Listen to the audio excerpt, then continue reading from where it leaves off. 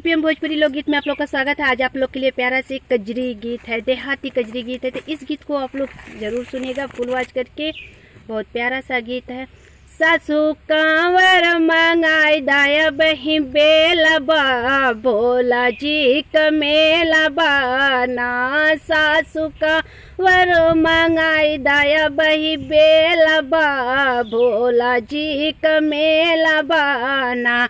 जब भोला जी के धाम लेब भांग तोरा पान, जब भोला जी के धाम लेब भांग तोरा पान। बाबा खुश रखिया पियवा मोर अकेला बा, भोला जी कमेला बाना।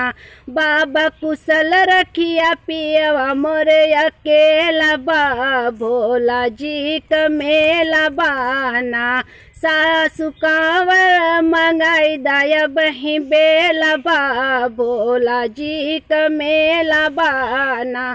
जब भोला दरबार देव जलवा के धार, जब भोला दरबार देव जलवा के धार। बाबा खुश रखिया, बाबा खुश रखिया बेटा मोर अकेला बाबो भोला जी कमेला बाना।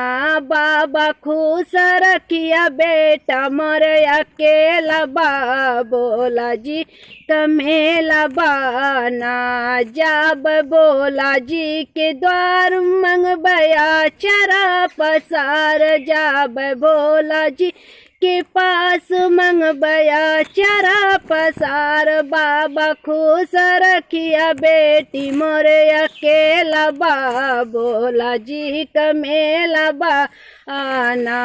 बाबा खुश रखिया बेटी मोरे अकेला बा, भोला जी कमेला बाना।